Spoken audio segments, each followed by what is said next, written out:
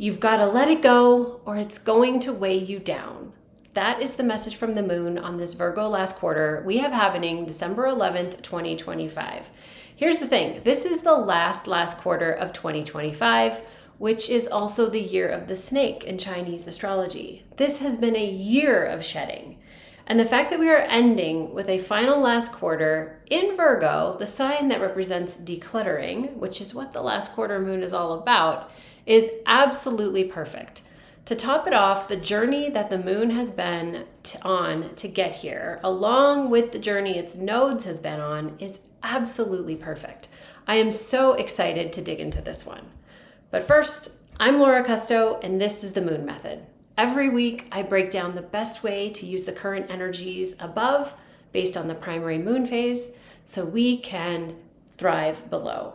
In that vein, if you haven't yet, go grab my free guide. It's called the Moon Phase Compass, and it is full of simple foundational knowledge that you can use forever to work with the moon's energy. Grab that at lauracusto.com/guide. There'll also be a link at the top of the show notes. All right, let's dig into this Virgo last quarter and lightening your load that you're carrying with you into next year, 2026. First, a bit on energy. Before we look at what is happening and get any sense of what actions we want to take in our lives, it's important to pause and consider how we are feeling. And if it's not so great, I want you to think about the energy that you want to be bringing to this.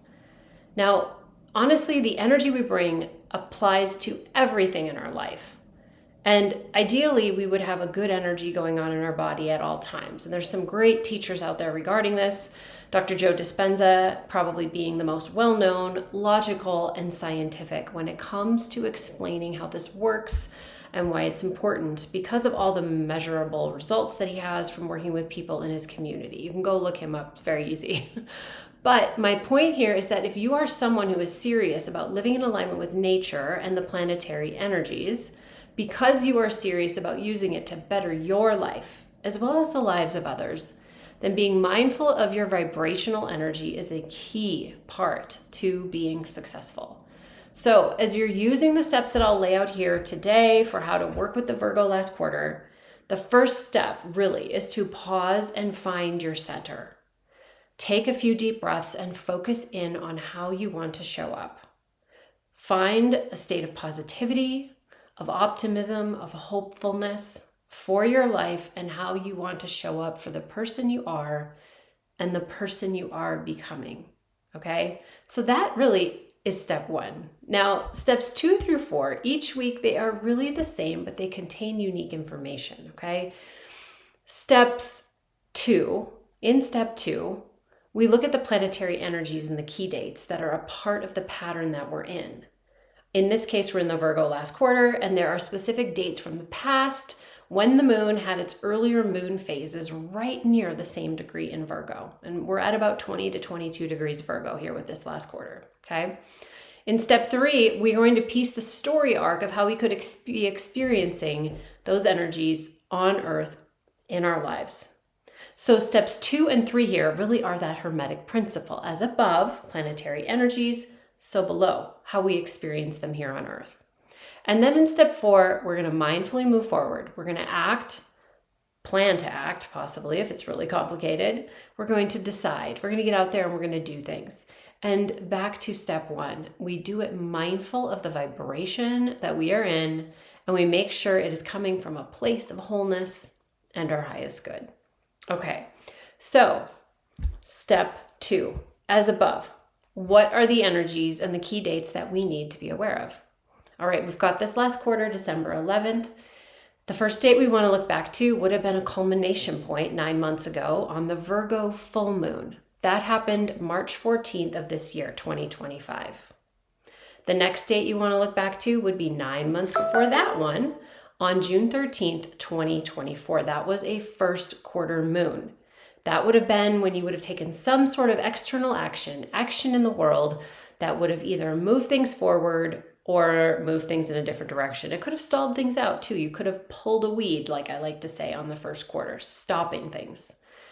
And finally, the date when it all began, 27 months ago, back in 2023, the Virgo new moon, September 14th. What was your self-talk? What intentions did you write? All of this is it is giving you the complete story of what you are experiencing here on this December 11th Virgo last quarter. Now, to top it off, Virgo also oversees an area of life for you. As I know, like looking back at all those dates, especially if you haven't been doing this that long, can be daunting. But if you know the area of life that Virgo represents for you based on your astrology chart, go grab it, go find it, and then you can hone in. Was it your career? Is it your home? Is it your personal life? Is it your health and fitness? It'll be one of 12 different areas. And if you're not sure what I'm talking about, I have 2 ways I can help. I've got Moon Map, a $37 DIY moon phase course, or Moon Chat. It's a $19 a month. I give you custom messages right when you need them type of membership. I'll put links for those at the top of the show notes. So that's step 2. Okay, as above, let's find out what's going on. Let's get our bearings. Let's grab the key dates. Let's grab our notes. And let's figure out now what we're going to do here in step 2, which is the so below. So what does that mean for us here? Okay, well, in addition to what you may be noticing, again, about those themes and the dates, there are some other themes. First of all, Uranus, the planet of the unexpected, sudden breakthroughs and surprises. It has been working harmoniously and effortlessly throughout those first 3 dates with the moon. So as you look back to the new moon, the first quarter, and the full moon, you're going to want to look and see if there's any themes around something unexpected happening, something that went off the rails, something new that came in, something that you thought was a sure thing. It was definitely going to happen, and then it didn't. That would be Uranus in action, okay? Furthermore, while Uranus is not in a tight angle on this last quarter, it is loosely activated by sign. So I see that as an echo here, and that's why I'm really bringing Uranus up. You know, again, it was very active the first 3 phases. It's not so much at the last quarter, but it's still there. So that's, to me, is the sign. Oh, go look at what might be unexpected. Okay? Also, another energy, 2025 is a year of endings. In Chinese astrology, I mentioned this at the beginning of the show, it's the year of the snake.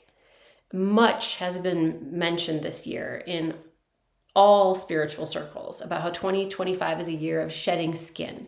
It is about getting rid of what doesn't serve you anymore, and what isn't meant for you is truly meant to fall away this year. So you've got that theme.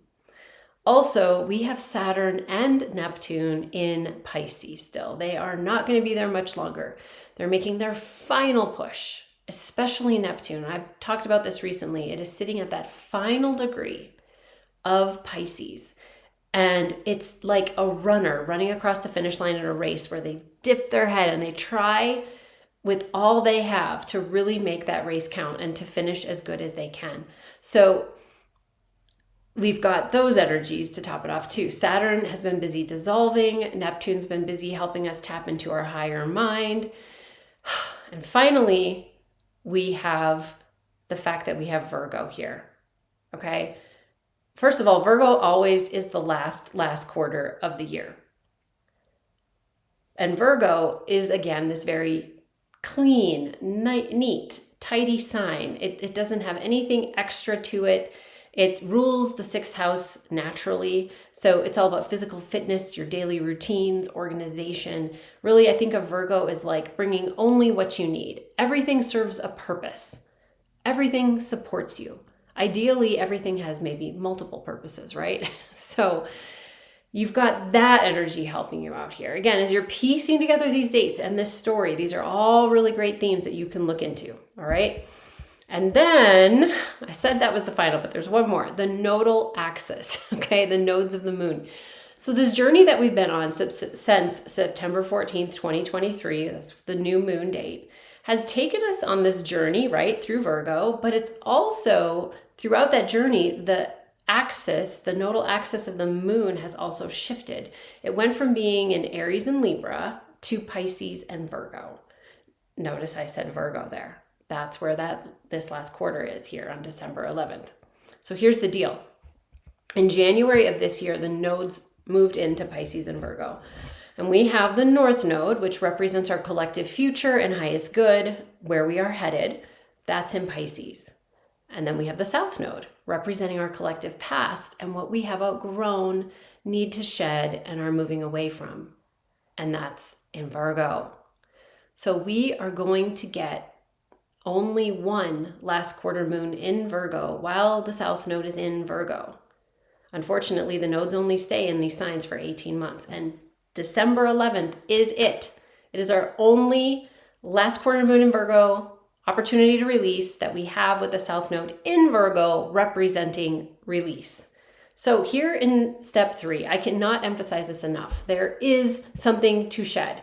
It might be obvious, or you may have to sit with it. But my goodness, all these energies, Virgo last quarter, all about purity, cleanliness, streamlined organization, everything serving a purpose. Neptune in its final push, it's leaving Pisces in January. Pisces, this is malleable energy. It's a time of change, a time of metamorphosis. Saturn in Pisces too.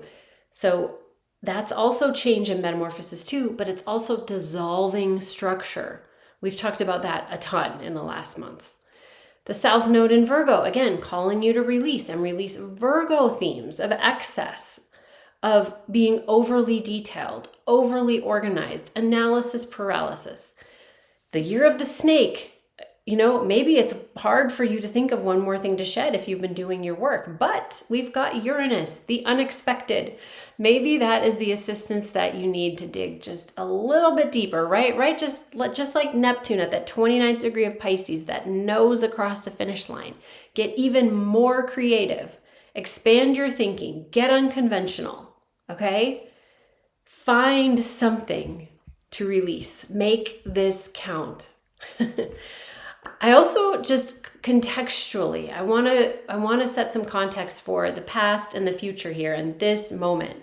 This year has never been so easy, quote unquote, to let go of things. The energies at play have made it easier than ever to just allow things to fall apart. So how has that been for you? Do some reflection here. Have you gone with the flow? Have you been releasing all year? And if so, great. What is the one final push for you? You might need to lean into that Uranus energy. Or have you not been doing that? Have you been fighting this? Have you been in denial? If that's you, it's not too late. This energy, December 11th, is really supportive, but you have until the end of January when Neptune moves into Aries. And then from there, slowly everything else will start to shift too. By the end of February, Saturn will be in Aries. And in July, the nodes will move on as well. So I know release and letting go, it's daunting and hard, especially if you don't do it a lot. But here's a question for you. What are we here for? I was listening to a podcast recently with Elizabeth Gilbert, and she was talking about her life. She wrote Eat, Pray, Love. That's how a lot of people know of her. But she was talking about the ups and downs of life. And this woman, if you know her story, is full of ups and downs. She really has led quite an interesting life. But she said something to the effect of the purpose of life. What is the purpose of life? I mean, when we're at the end of our lives, what are we hoping to say? Is it, well, that was easy, total cakewalk. Yep. I don't know about you, but I've really aced Earth School. No, I don't think most of us say that. And recently I came across the work of Dr. Carl Pillimer. Now, he's the director of the Legacy Project at Cornell University. He was on the Mel Robbins podcast, actually. And he's a gerontologist who has spent decades studying older generations. And he's written multiple books on the topic of aging and the views of people who are in their 80s, 90s, and 100s. And according to him, one of the biggest regrets people have at the end of their lives is missed opportunities, is not taking advantage of opportunities when they present themselves, or quite simply, letting life pass you by. So don't let this opportunity pass you by. December 11th, 2025. We will not have this planetary lineup ever again in our lives. It will not happen. We will have a Virgo last quarter at the end of next year, but Neptune and Saturn will be in Aries. The year of the snake will be over. Uranus won't be there, and the nodes will have moved on. The opportunity is knocking. It's time to answer. And now, step 4, mindfully move forward. Okay, so I hope you got at least a little motivated by my ramble there, and you have found something to release, or you are very motivated to find something to release. And that is great, because I'm going to end up circling us back to step 1 and getting in the right energy. If you're feeling motivated and you're feeling really excited, you're right where you need to be. Having the energy of optimism, hopefulness, excitement, freedom, possibility. You want that pulsing through your brain and body as you are moving through the final step here of action. So you've pinpointed what you want to release, and then you do it. And if it's a really big thing, you make the plan to release, to get it out of your life, to remove it, to walk away from it. But you get the wheels in motion, and you make a plan to make it happen. And sometimes I want to mention this, it can be as simple as stop doing something, right? It can be stop drinking, stop smoking, stop sleeping in every weekend, stop binging Netflix, stop texting your ex, stop eating sugar. Keep those planetary energies in mind as you think of what help you need in making your move here, okay? Saturn, by the way, Saturn can be really helpful in dissolving this old habit, in stopping to do something. Neptune can help you envision a metamorphosis for your life. That South Node in Virgo, that is begging you to clean up any area of how you live your life that isn't optimal. And the year of the snake, it just wants you to shed this dead, old, heavy skin you've been carrying around. Don't bring it into 2026. As above, so below. They're guiding you, and they're guiding all of us. Next year, we start building our new world, our tomorrows. So let's start the year as light and nimble as possible. All right, the message from the moon on this Virgo last quarter, you've got to let it go. You've got to let it go. It's going to weigh you down if you don't. That's how to work with it. So I hope you found this helpful. If you have, please share it with someone you love who may also benefit. And I'd also love to hear from you if you feel so moved. What came up for you? Is there something obvious that needs to go? And have you been releasing all year? Is this one going to take some digging? Okay, drop your thoughts in the comments below. And until next week, as always, take care.